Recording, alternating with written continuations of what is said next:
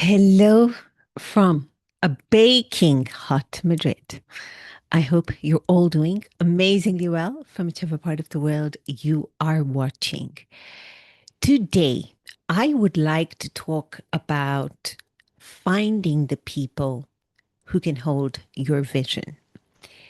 So, to just give a bit of context in these over the last 3 weeks, I have been specifically sharing one or two chapters of my new book. I've been testing that content with my lovely listeners. And just to give this all some context, when we enter the wellness business, most people don't know what wellness offering to put together, and they don't know how to make it successful. And I think that applies to any new business you enter into. And like any business out there, the success of your wellness business boils down to two things. One, how you design it, and two, how you look after it. So, how you design your wellness offering, not only the physical space, but the entire concept. Getting crystal clear, why is it that you are doing this wellness business? Why is it that you're creating this wellness offering in the first place? What is it that you want to create? What is your vision for that? And who do you want to serve? Now, if you design your wellness business poorly, no matter how ninja your team or beautiful your facilities, you will never have enduring success with your wellness business. And that goes for any business. If you've not created the right product or you're not marketing it to the right niche, it simply won't work. Or if you're not even clear about why you're doing this in the first place, no business is about to work. And you might have created the best wellness concept out there. You're clear about your why. You're clear about what is it that you have created and who is it that you're serving. But you won't have enduring success with wellness if you're not looking after your wellness concept, if you're not stewarding it properly. So the two key ingredients always for the wellness business, like any other business out there, is your design and stewardship. And like with all other businesses, wellness on its own is not inherently valuable. We think that because the world we are working in has the potential to improve people's well being, people's lives, transform them, that whatever wellness elements we put together are valuable. And that's simply not true. Wellness is not inherently valuable. One wellness element, a gym, a spa, a particular therapy, on their own, they're not inherently valuable. It's how you put it together that makes it valuable and how you look after it. So the only way you make your wellness business valuable is through the design and its stewardship. That is what creates value in the eyes of your customers, the people who are going to pay you for the transformation you've promised them with their well-being.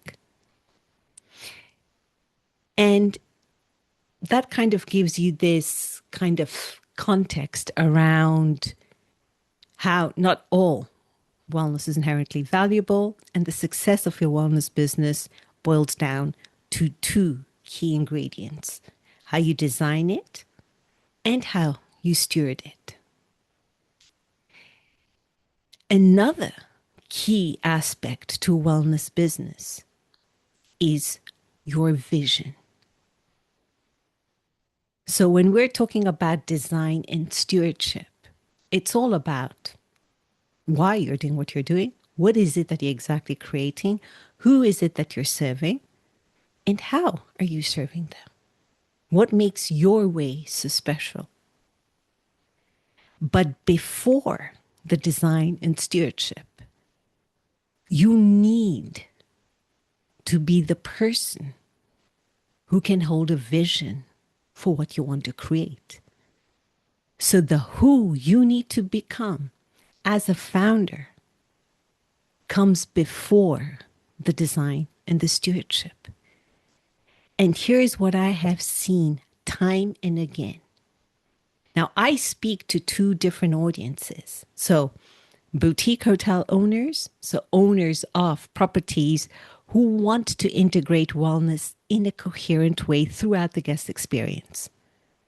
And I also help wellness leaders, wellness professionals transition to becoming founders of their own solopreneur businesses. It doesn't matter who you are, how much experience you have with wellness, or whether you own the physical business, the physical property, or you are offering a service. It doesn't matter who you are. The success you will have with your wellness business will never, ever outperform your vision and capacity for your wellness idea. It will never outperform it.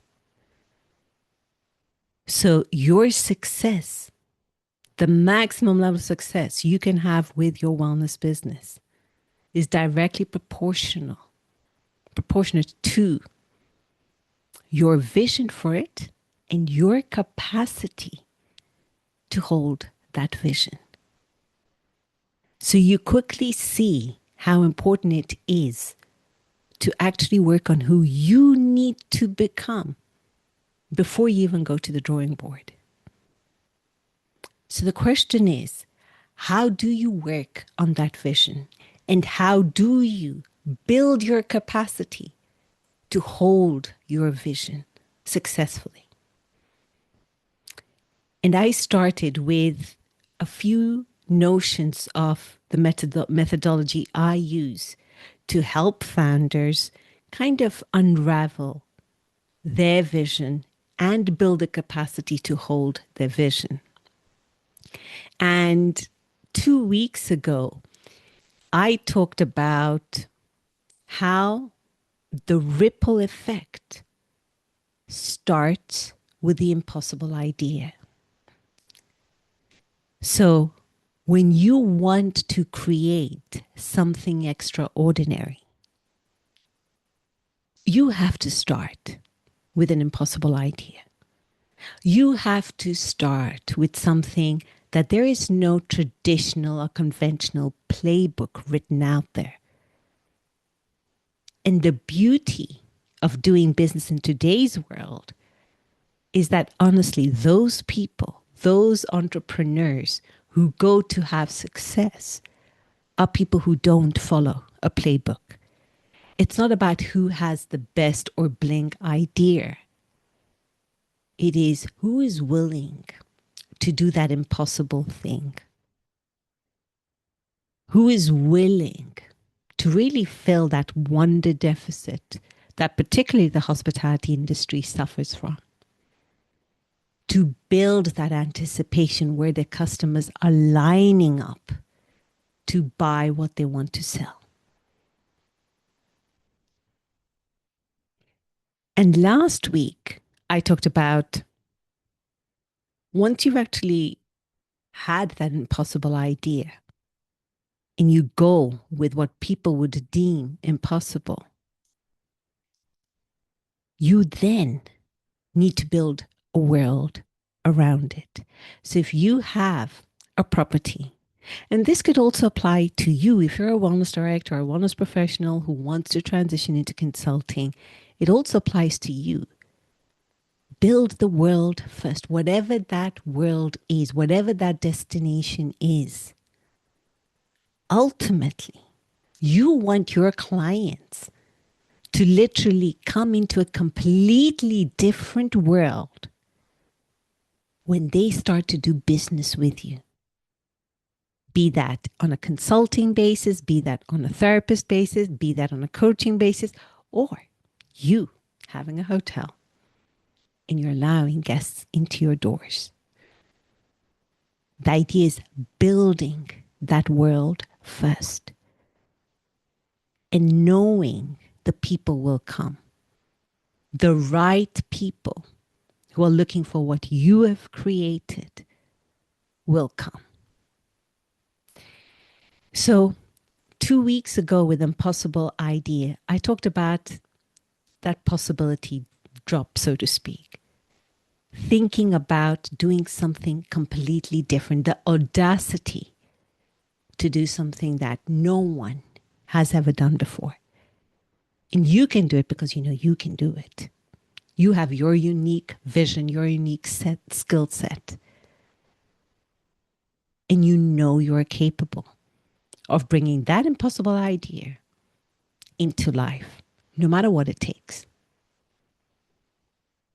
And then once you have thought of that impossible idea or unraveled that impossible idea, you are then becoming the architect of this world, this entirely new world that has not been created. And today, we're talking about identifying the artists who are going to help you create that world.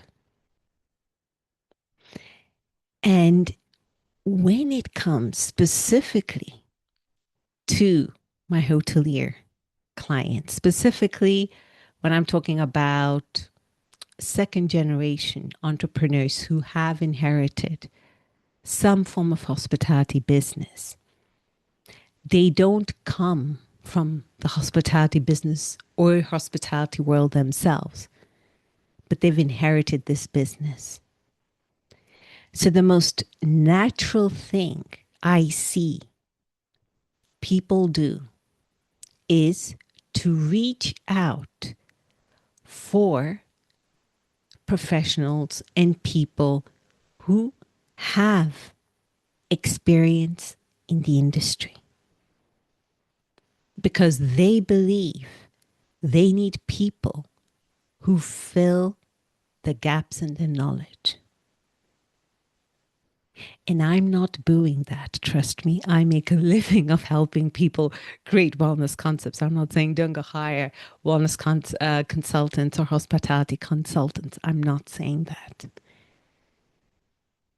What I'm trying to point out is that if you're creating a world that does not exist, if you have thrown out the traditional playbook, you can't possibly go to find experts in an industry and think that they're going to teach you something new.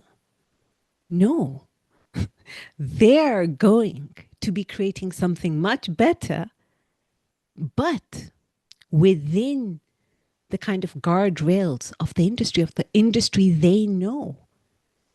So they're creating a better version of what already exists, not a completely different world out there that they don't even know exists, and they themselves do not have experience in that. So while I was researching for today's podcast, there's this lovely project, that I look at, this hotel that I think is absolutely gorgeous. And while I was looking through it, I wrote some notes down here. So it's an inn. So it's a hotel, an inn, I-N-N, on a remote island just off the Newfoundland in Canada.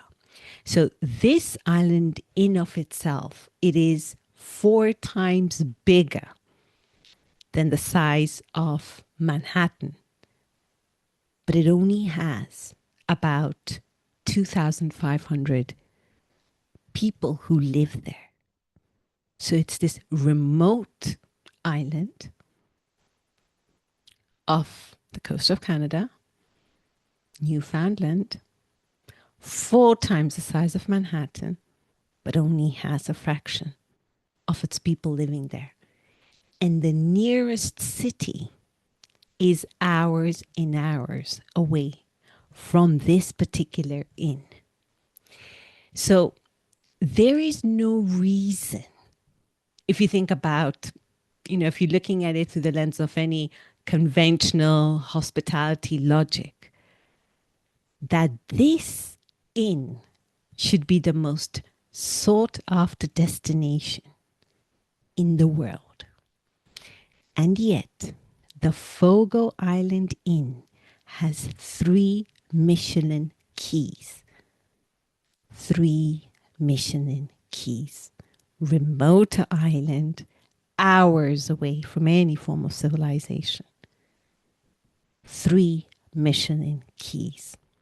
And guests travel from all over the world to reach it.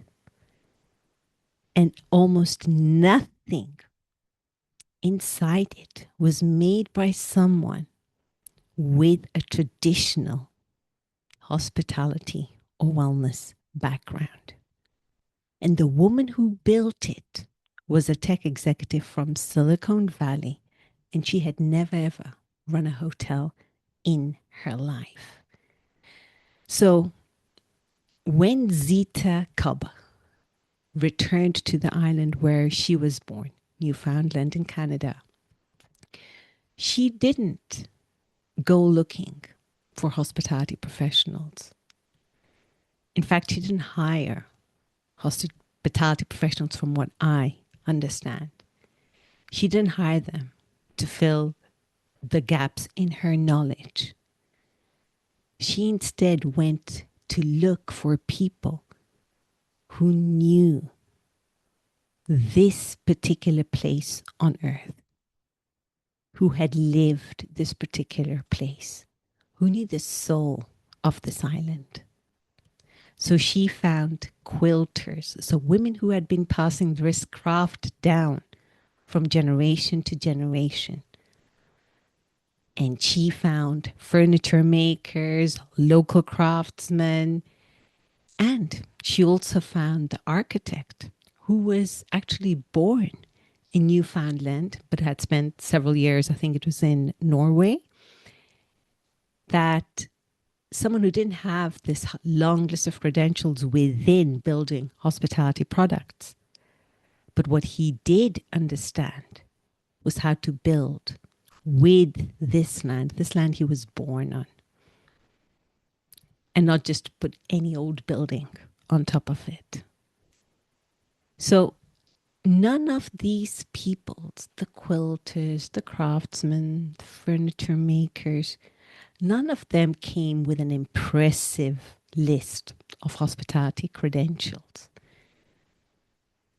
But each of one of them actually shared Zita Cobb's dreams. They understood her. They understood the place. And the result that we see today is an inn where almost everything, so the quilts, the furniture, the food, the hosting, is made by the hands of people who belong to that place. You only do that when you have this innate ability, or an ability or a skill you can acquire, to identify the artists who are going to hold your vision. Now, this is not the same as people who steward your vision. This is people who are going to walk by your side. They share that vision. They're co-collaborators. I call them the artists, the individual characters of Walt Disney. Then you have the cast members, which are your team members in the day-to-day of the property of your business. But what you want to identify is the artists, the people who share and hold the same vision with the same passion as you do. They're the people who want to create that, who want to embrace that impossible idea, who want to create that world. They're the people who see the world that you want to create. And these are the artists you need to find. People who are willing to go the extra mile to create something that has not existed.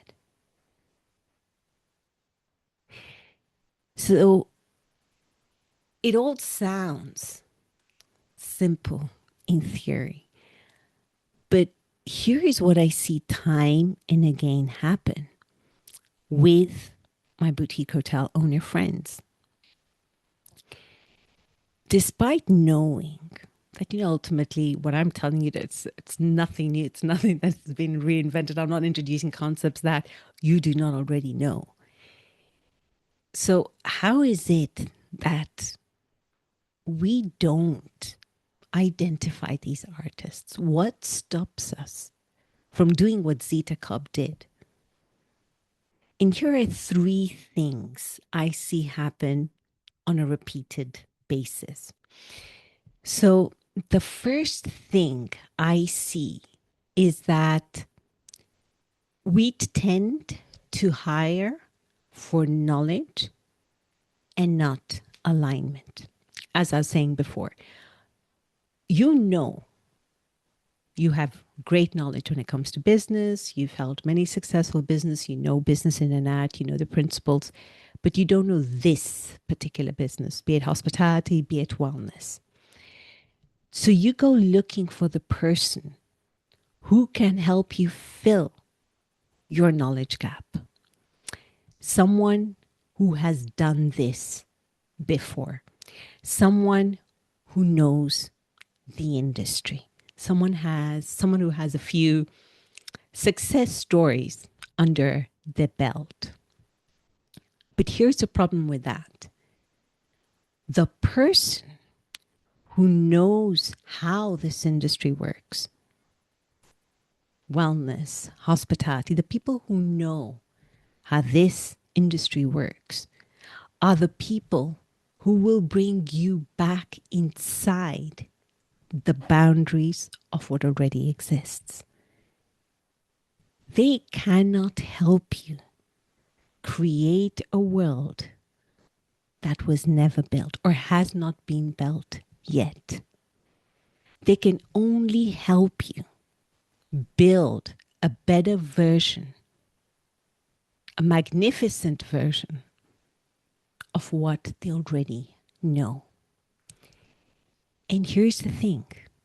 The artists, the set of artists you need are not the people who know the industry. They're the people who share your dream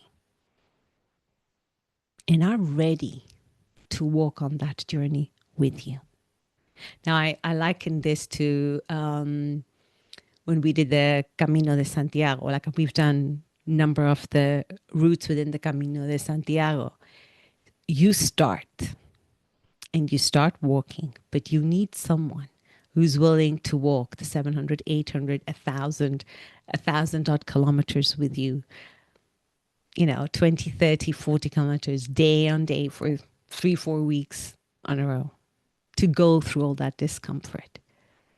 There are people who share this dream with you. It goes beyond that loyalty aspect. It goes through a dream and making it come through, the courage to make it come true. The second thing I tend to see with boutique hotel owners, especially those who are second generation owners who have inherited or are taking on a hospitality business is that they assume they can take yesterday's people and build tomorrow's world. So you see all these people, this great talent, loyal stewards, loyal to your vision or the previous owner's vision. And they delivered on it. They created the world that you have inherited. They've created the property that you have inherited. And that is a big deal. But a completely different world. Because clearly, if you are imagining it, it's going to be very, very different from any other person, even if it's your previous generation. A completely different world requires completely different creative companions. The skills that protected what was built, what you got today, are not the same skills that will create what has never existed, what you want to create. So asking them to make that leap, fundamentally is not honoring their contribution, their decades of work. It is actually misunderstanding it, because we're all meant to make our unique contribution. And whatever we create is in constant evolution. So they had their contribution. They built something so beautiful that you have inherited, that you are taking on. Now it's others' turn to take it forward. And knowing the difference of honoring contribution is important, because it is not the same as betraying those people who created the world you've taken. It's honoring it. It's being crystal clear in valuing what has been created and taking it to a completely different level going forward. And the third thing I see happen, and this kind of follows from this previous point, is that my boutique hotel owner friends, when they see themselves in this situation, they end up building their vision around the team they have instead of the team they need. And I'm talking about artists, collaborators, partnerships. So when you're not clear about the world you're creating, when you're not having the courage to step in to be that architect who is going to create a completely different world, it is very difficult to define the creative roles you need. Now, I've got Jim Collins' From Good to Great book right on my bookshelf. And I have said that on a number of occasions, where he talks about get the right people on the bus, get the wrong people off the bus, and get the right people in the right seats. Now, you need to define what those seats are in your new world.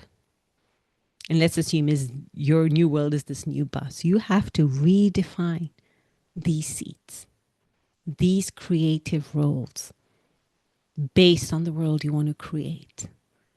And then from there, start filling each of these seats with the right profile.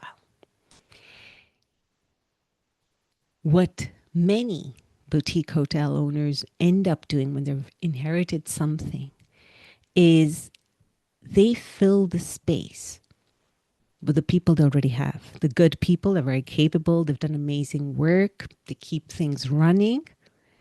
But what ends up happening is that you shrink your vision to fit the skills in that particular room. And you're no longer building the team your world needs, the team of artists your world needs. You're building your world around the team you already have. So the artists who could take your work to a completely different dimension never ever get identified because you never define the new seats that are needed for your new world. So again, it's a form of conforming and protecting a legacy instead of knowing that another way of protecting a legacy is actually taking it to a completely different dimension and evolving with times. So those are the three reasons I see,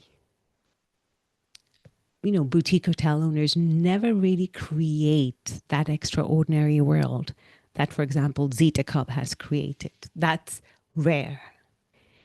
So when you are creating this world, you need to identify who these artists are.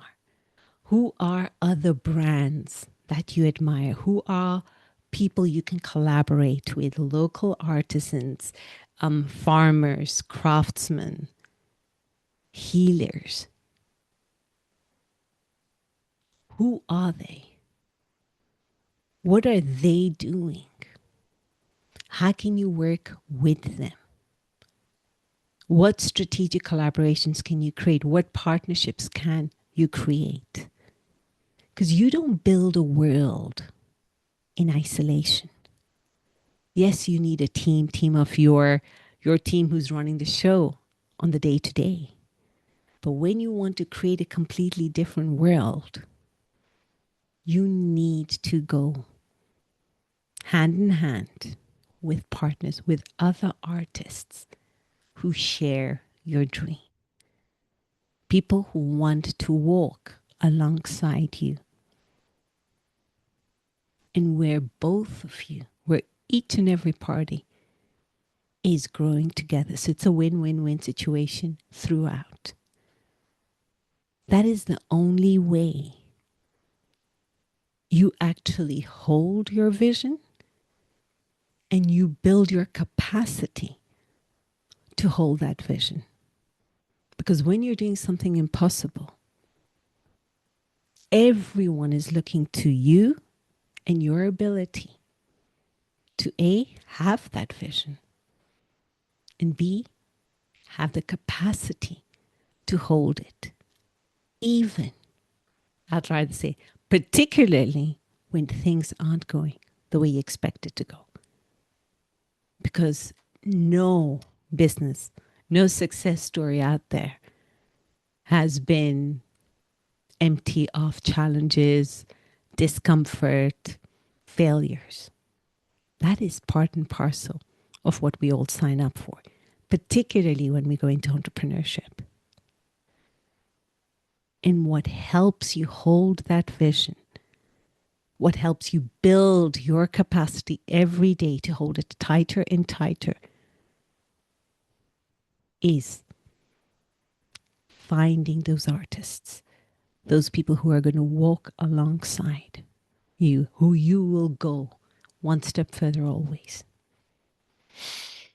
And on that wonderful note, I wish you all a beautiful day ahead.